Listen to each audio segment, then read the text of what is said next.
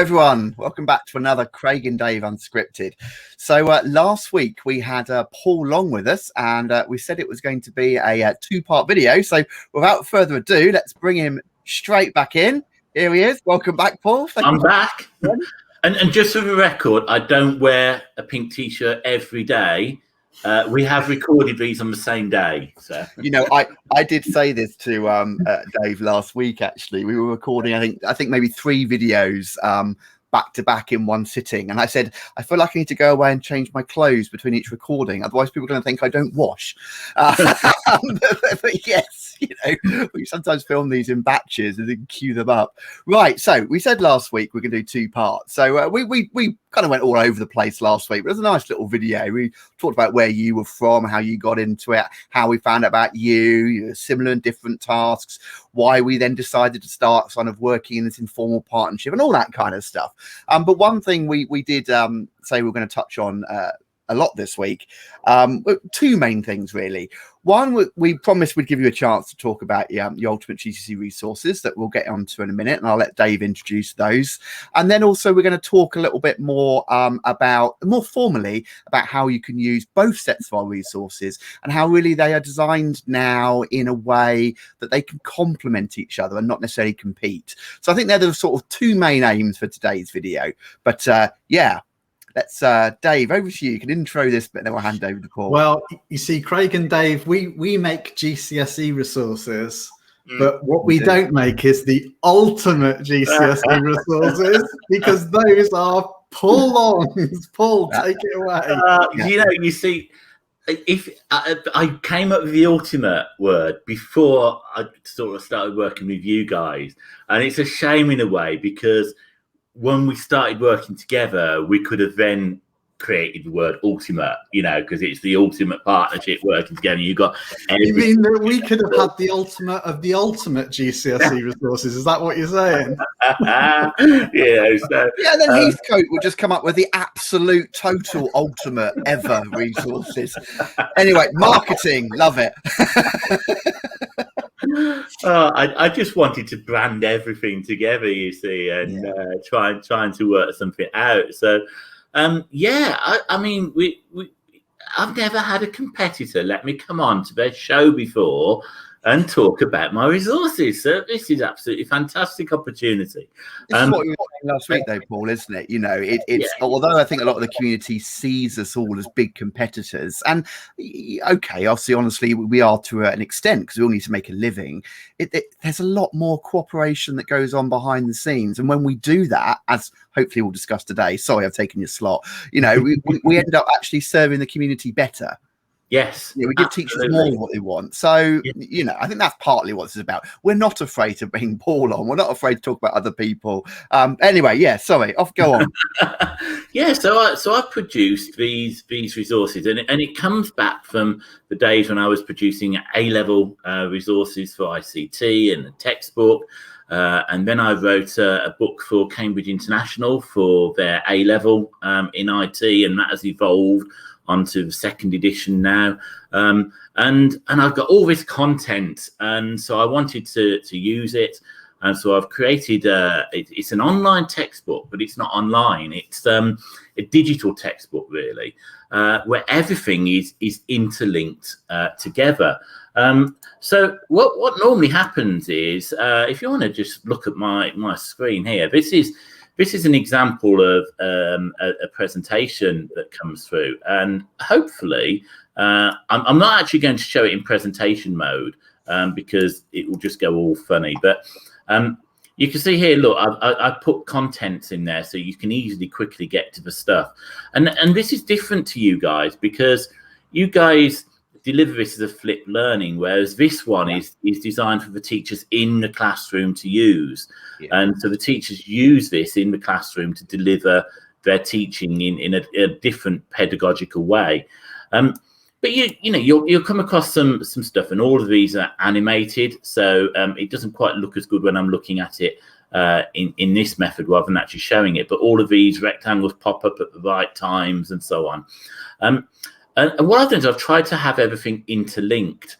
So if I was to just open up this file here, it goes straight to the Python file that links to this resource, so that instead of having to keep going from one folder to another folder and so on, teachers and students can just get straight to the resources really quickly. And when I've set an activity, so here's an activity for students to do, and they'll click on this, and they'll get a Word document that pops up. Okay, and this one's a really simple one because it's actually only a one task. But there are some that are much more involved and might include 2 pages of tasks.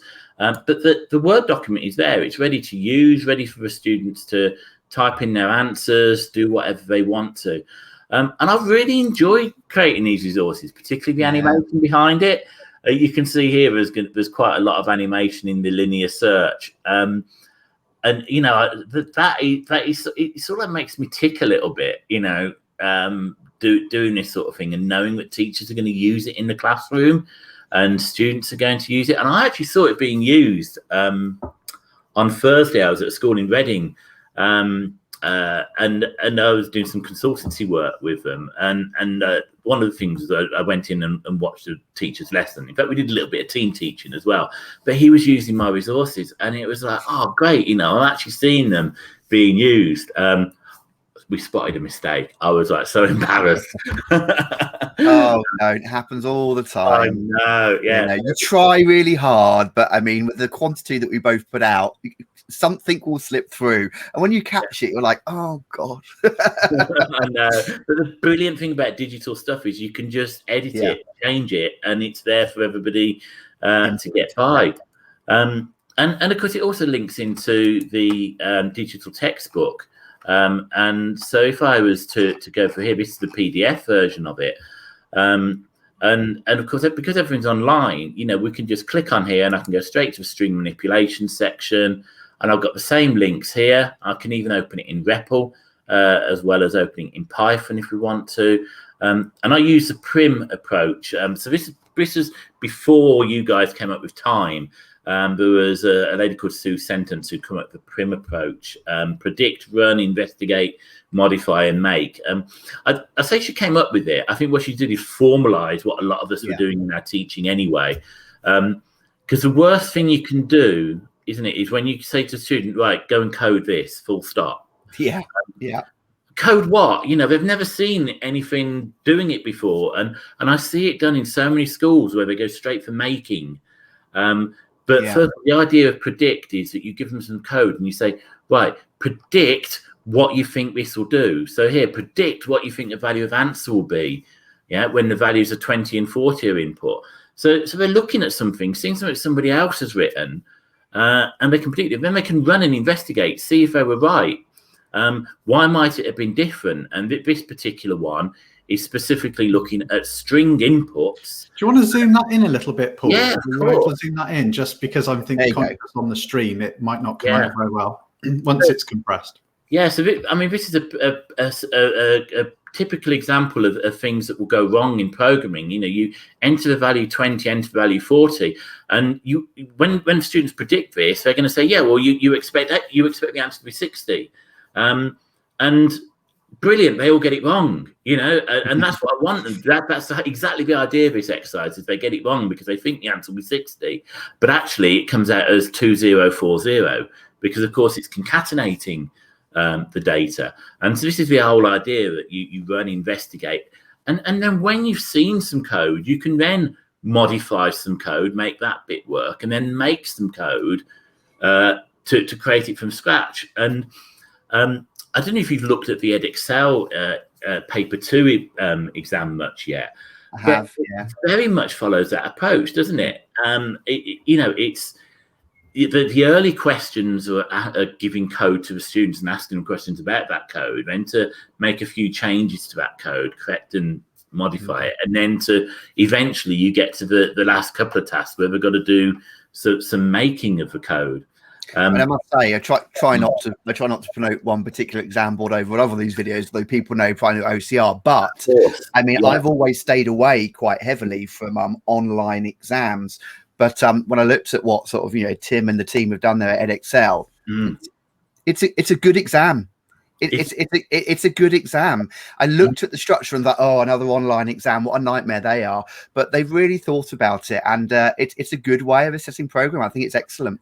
Yeah, no, that's right, and I think all 3 exam boards have got something unique to them. Yeah, that is particularly unique. I say all 3 exam boards because I'm not including the Welsh exam board, which does have an English exam. Yeah. But I think you guys have found as well that trying to do stuff for 3 exam boards and adapt all your resources for all 3 of them is enough without going on to a 4th one as well. So I just stick with those 3. And in fact, I think that's probably a good point to mention that if you go to my website, if you're looking and thinking about what exam board am I going to do and what's going to be the most appropriate one, what you'll find is I've actually got a little video.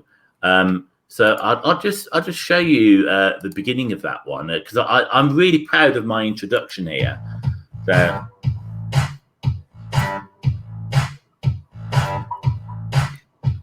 The old classic motherboard. Yeah.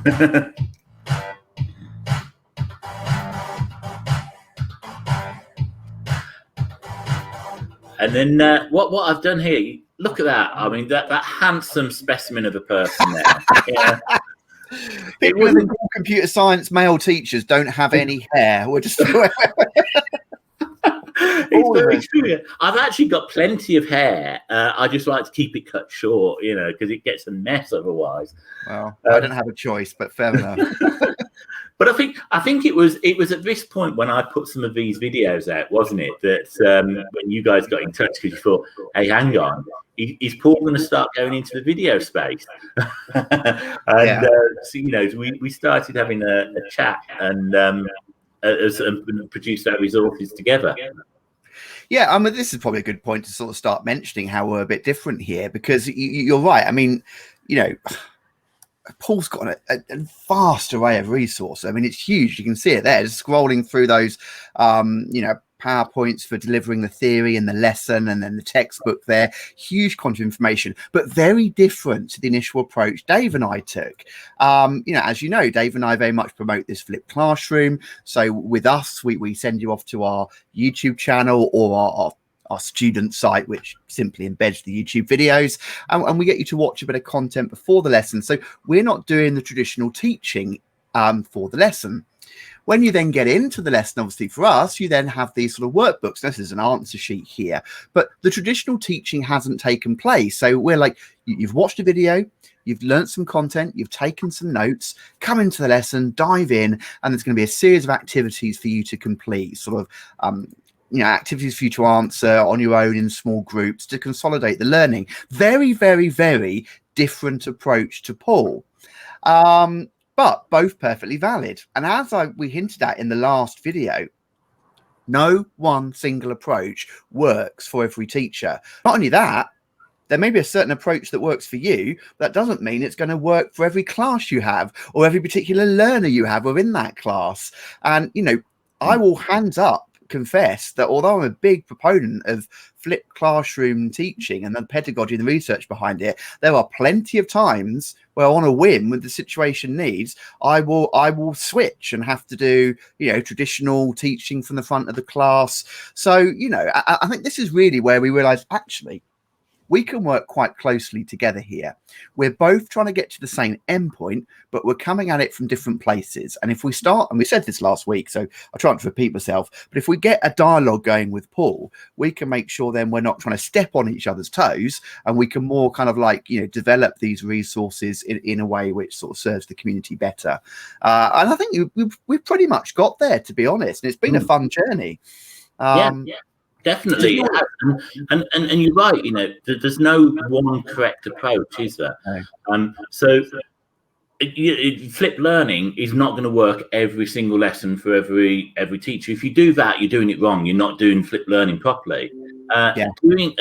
Having teacher-led lessons all the time is not right either. You need variety, and I try to put a variety of pedagogical styles in the resources that I produce, but a mixture of them, because every student learns differently, is going to work better.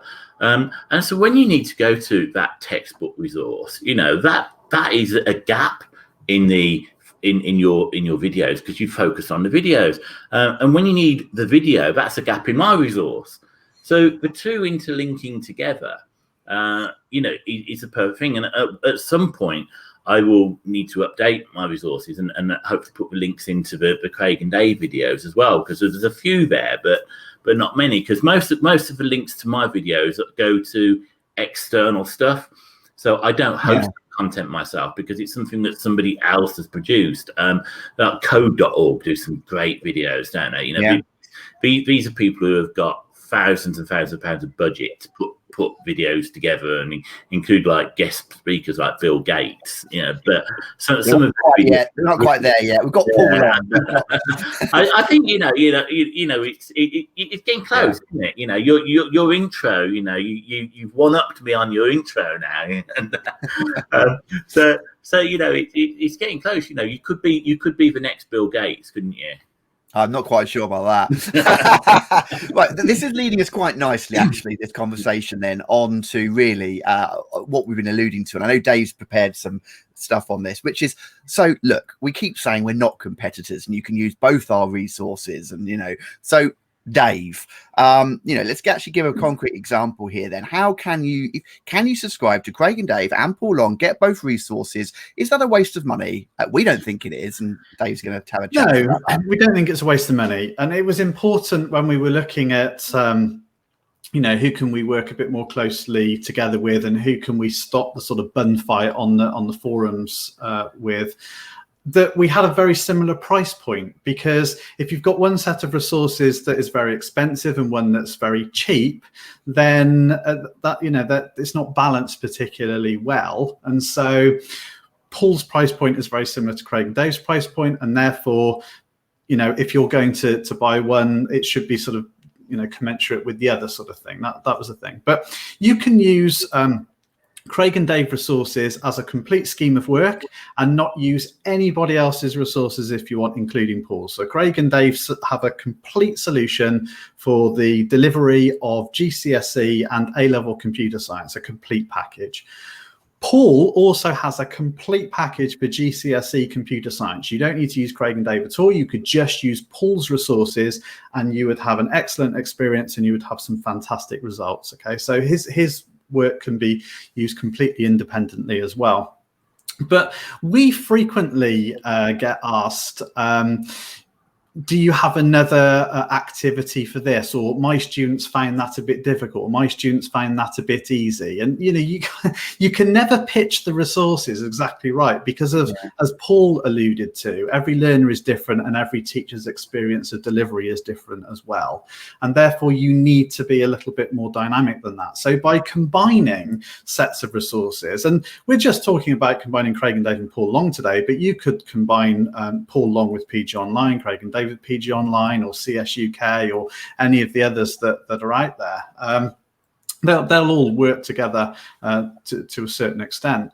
So let's have a quick look at what it is that we're actually offering here. Okay, so Craig and Dave on the left on green, and Paul Long on the right on the blue. And you can see that there's a lot of similar content there. As Craig was mentioning, we focused on videos primarily initially, and Paul's focused on his e-textbook primarily initially. We've got some very simple lesson plans, and we've got a video for every single specification point. And as Paul said, he's got links off to third-party videos. And that's great, because it means that you can watch a Craig and Dave video that is specific to that part of the specification, but going beyond the specification and seeing real-world uses of some of these things, then we've got some links in Paul's resources for that, which is fantastic. So we've got the PowerPoint slides that we use to develop the videos that are available available to people that buy our resources. And Paul's also got the PowerPoint slides for the teaching theory as well. So what you could do is you could get the students watching the videos for homework, for example, and they'll be exposed to our presentation. And in class, you can say we're going to spend 10 minutes just going through some of this theory to check you've got the understanding of it. And you can use Paul's resources for that. And they're perfect. Or vice versa. You could ask Dave, sorry, just to interject very quickly, sorry. And people might be saying, well, hang on, if you've got if your videos are based off PowerPoint slides, why wouldn't I just watch your video and then use your PowerPoint slides? It's the same slides as seen in the video. But this is a perfect example where you show exactly the same concept in a different format, presented in a different way, and it helps consolidate the learning. One of the skills with teaching is I teach you this concept, I didn't get it. I have to find another way of teaching it to you. I have to keep delivering that content until you make it click. So yes, as you said, we could use ours, but there you go. Watch the video. They get the knowledge exposed in one way, in one format, one set of visualizations. They come into the lesson. It's the same theory. We're both very excellent, me and Dave and Paul, at being spec point specific. We teach you what you need to know. We forensically analyze these specs. So it's the same content, but now the students are being presented it in a different way. So, and the extra cognitive links that generates, even though it's the same content. Sorry, Dave, I just wanted to jump in there. And I'll interject here as well, because I've always said never use one resource. Always use more than one resource. And when I was full-time teaching, I always had more than one resource. I'd never use the same thing every single lesson all the time. I'd use different stuff. And the best thing about ours is you're buying two which are very affordable together. And you've still got space left in your budget, rather than blowing it all on something that's very expensive and just one thing that does everything the same all the time, So it's well worth getting two different resources, whether they be our two or two others.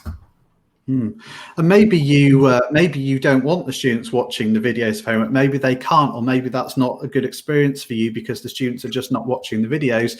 Well, they've got Paul's e-textbook. Perhaps they would be better off, just reading a chapter of that for homework. And they could do that either before the lesson to prepare for it, or they could do it after the lesson to consolidate. So, but what you've got is the option when you've got both sets of resources. And Paul had a beautiful example earlier of where he showed the result of concatenation. Now, we haven't got that example in our resources. We're approaching programming in a slightly different way. But you could be using Craig and Dave's time resources for teaching programming in a sort of self-study way. And then you can stop the class and you can say, let me just show you this example on the board. What do you think would happen? And you can use Paul's resources as a supplement to the Craig and Dave time approach. You could also do it the other way around. So you could use Paul Long's resources for programming because you like that style and it works well with your learners. But then you can throw in some of the Craig and Dave challenges and say, right, well, you've learned about the selection statements now. Here are 3 differentiated challenges from the Craig and Dave resources that you can now have a go at. And so the 2 sets of resources, they can work very well completely independently, but you get a real pick and mix style of teaching, which I quite like if you combine the 2 things together, because things will pop up in the classroom that you don't anticipate and you think, oh, the students do need a little bit more here, or wouldn't it be interesting if I pop this slide up from Paul's resources and just get their response to it and see what they make of it. And you can only do that when you combine 2 things together. It's giving you more tools in your tool belt, really, isn't it? You're never short of something to go and get. And I said that's the beauty really there. It's like, well, that particular topic they found harder, but I'm out of activities on the Craig and Dave stuff.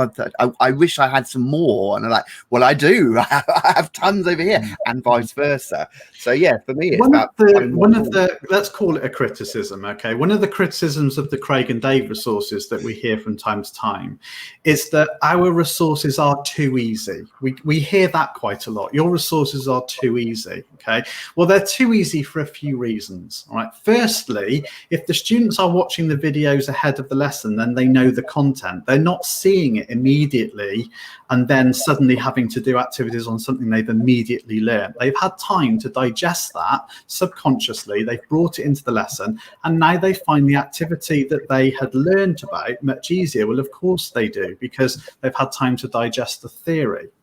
Also, we like to make sure that by the end of a topic, all the activities a student has achieved produce for themselves, without any extra work, a knowledge organizer. And so it's important to us that any activities a student does are important for revision, and nothing is sort of extra and superfluous. So you would expect, therefore, for it to be easy, because we don't want it to take a huge amount of time. We also say that the challenge in our resources is the interactions that you have with the students. So give them a task to do, and then go round and challenge them sort of with conversation and with oral and feedback, and ask them questions about what they're doing. And that's where the challenge can come in with our resources. And finally, we try and teach a sort of 50-50 approach. So 50% of the lesson is on the theory activity and 50% is on the practical programming. And we try and do programming almost in every single lesson if we can, right from the first lesson to the very last lesson. So it's a slightly different approach here. But if your tasks are too challenging, then you're not going to give the students any time to do the programming. So our tasks are deliberately straightforward for all those reasons. It doesn't mean then that you shouldn't say from time to time, how can I give them something a bit more meaty? How can I give them something a bit more challenging? Well, perfect if you've got the Paul Long resources, because many of his activities will give you that meat that you're looking for, that extra. So if you want to have a deeper theoretical component to your lesson, then bring in Paul's resources is what I would say. Yeah, no, I think that sums it up pretty well, doesn't it, really? And all the stuff I produce, activities on will have differentiation in them as well. So, you'll complete some tasks and I'll start off nice and easy, and they'll get harder, and I'll put extension activities in there as well. And I mean, what I just want to get this message across to teachers watching as well is, your students do not have to do everything. There are grades 1 to 9 for a reason. Your grade 9 students are the ones that need to do everything. And your grade 8 students nearly everything, but every other student doesn't have to do everything, because not everybody's going to understand every aspect of the GCSE in computer science or the A level in computer science, whatever you're doing. And some students at grade 1 don't even go there with some things. Just focus on what they can do at their level, and differentiate your resources. Because we quite often hear, don't we, saying, GCSE Computer Science is too hard for grade 1 and grade 2 students. No, it's not. It's not actually. Every subject is too hard. Every GCSE is too hard for grade 1 and grade 2 students. I feel that they're set up to fail because you get this grade 1 and grade 2 out of 9, whereas we used to have a much richer range of vocational qualifications that would show that they had achieved something, rather than it looking as if this is everything that they haven't achieved. But in that system, what you've got to do is you've just got to get the students to do what they can do, so they can achieve something, rather than always failing and achieving nothing. And where our resources can really shine together, thinking about the programming again for a moment, Paul's talking about students you've got in your class. They're going to get grade 1, 2, 3. They're going to struggle. They're going to need a lot of support. But in the same class, you've got those grade 8 and 9ers that really don't need your support. They can learn programming perfectly adequately independently. And this gives you a massive challenge as a teacher, because you're stood at the front and you're teaching them about selection statements or iterations. And that there are some students that don't need you to do that, but you're dragging them through it. There are other students that do need you to do that, but they need you to do that on a one-to-one basis, because they're not able to follow it on the board very easily. And so what you can do in your classroom now is you can say, right, for those 3 students I know can just get on by themselves, they don't need me. You can establish a classroom culture where you say, you're using the Craig and Dave time resources that's completely independent. It doesn't need me at all. They're self-study. you go for it, and you can effectively leave them to it while you then teach the selection statements iterations to the rest of the class. And then when the class are doing activities, you can spend a bit more time with those students that are grade 1 and grade 2. They're going to need a bit more support. And perhaps you give them a Parsons problem instead of the open-ended challenge.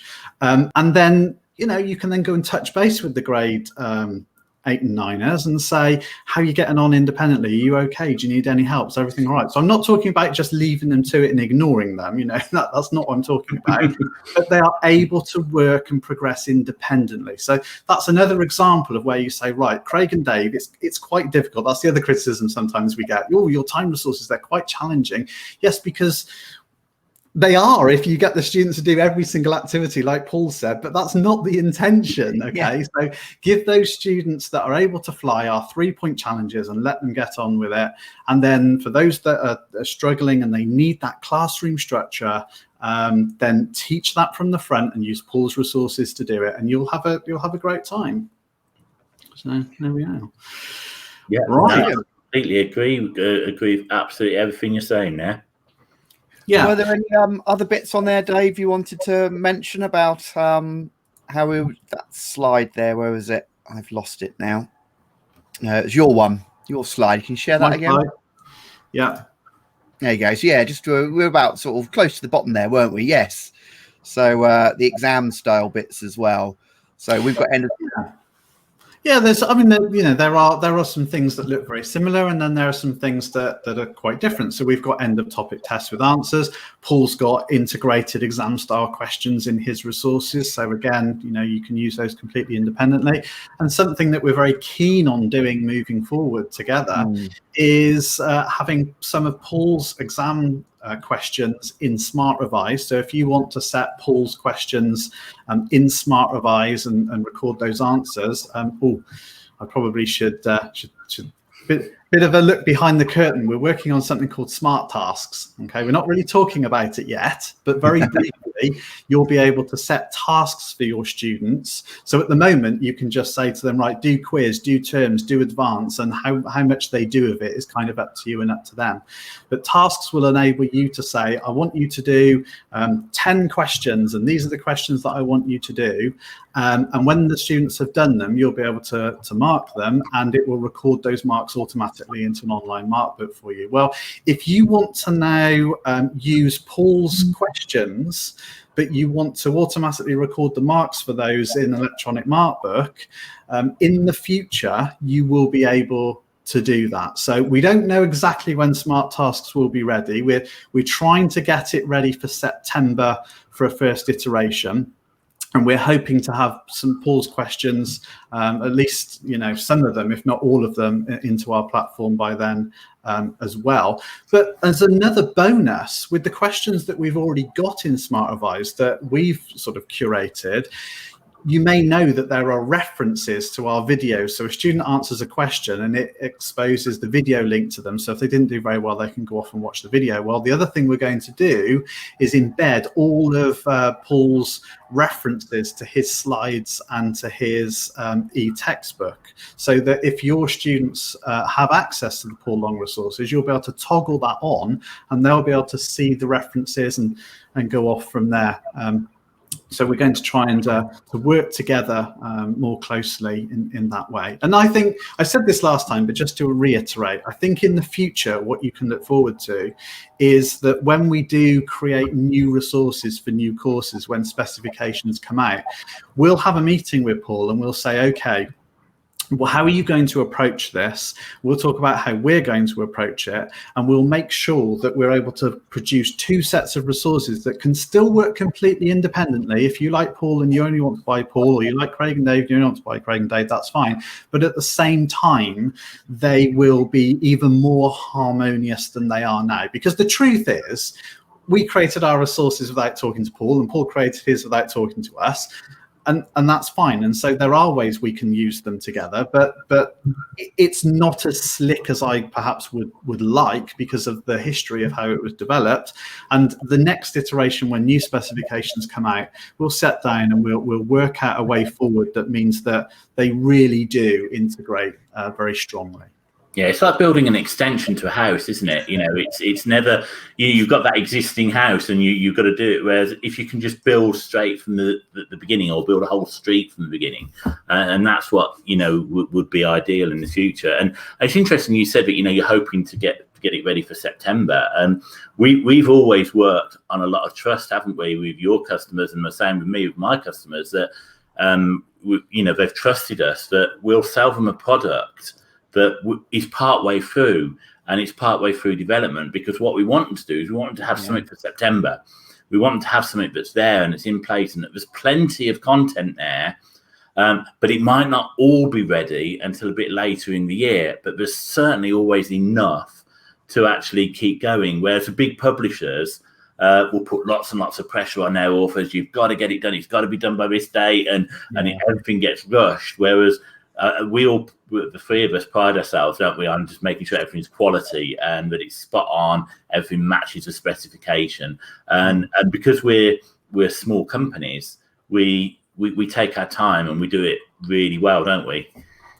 Yeah. We do try. I mean, we've joked about it before, but when we first started out, sort of back in 2015, selling our A-level resources, we were only a term ahead. People were buying a package of resources where we'd only planned 6 weeks worth of stuff for them, and they were kind of hoping and praying that we would deliver the rest at the right time. Yeah, and that's exactly how I've done it as well in the past, and still do. I only just finished the Ultimate Resources, the final piece of a jigsaw, last week. In fact, I think it was about 2:00 in the morning, wasn't it, Dave, when I emailed you the specification grid, because that's what you need to integrate it into Smart Advice. I thought, I am not giving up on this. I'm going to finish this before this weekend and get it done. It's just capacity, isn't it? I mean, when there's just 3 individual people, there's only so many hours in the day. There's only so much that we can produce, and we just don't have the manpower of these big publishers. That's just the way it is. But hey, at least you're going to get something that's been written by, teachers, practicing teachers, people that go into schools and integrate and work with students, all the time. That's the difference. Craig, you feel like you're keen to wrap us up. Go for it. I am. Yes. Well, I'd be amiss if I didn't finish the video by just saying we've talked a lot about our resources working together, and this is the Craig and Dave shop. Yeah, there on the left is our flagship product, our membership. But right there next to it is the Craig and Dave membership plus Paul Long's Ultimate GCSE bundle. We've told you how we believe the resources can be used together. We think both products are very affordable, but if you buy them together, you get 20% off. Exactly the same if you were to head over to paullong.net, and I'll be amiss if I don't put that up there. Obviously, I said Paul's a separate company, and also I promised last week we'd pop his email address up there as well. From him, you will also find you can purchase his product individually, but again, from his website, you can purchase the bundle, and we give you that off. So the choice is yours, but hopefully we've gone some way, I'd like to think, to convincing you how our sources can really, really complement each other. And as I said earlier, just add more tools to that toolkit for you. But I am going to wrap us up because we don't seem to be able to do a single video less than 40 minutes, no matter how hard we try. 38 minutes, you're fine. We're going to do it. You're going to do it. So, no, because I've got something final to add. So there's no chance of us doing it inside the 40 minutes. Go on. I was going to say, I would love few weeks time or months time to come back and just do a general chit chat, none of the stuff about our resources, but if you want me back again, I'd love to do that. So well, it's funny you should say that, because the final thing I was going to say is, Paul, it's been fantastic to have you on the Unscripted series. We've been looking forward to it. We're so glad to have you on, and would you come back in the future and we'll have another chat about something else, and you can show us some new stuff that maybe you've been working on, and we can have a general chit chat about some interesting things in computer science. So I just wanted to say on behalf of us both, thank you so much. Really enjoyed it. Thank you for having me. It's been brilliant. Perfect. Well, thank you everyone, and we'll see you again next week. Cheers. Bye-bye.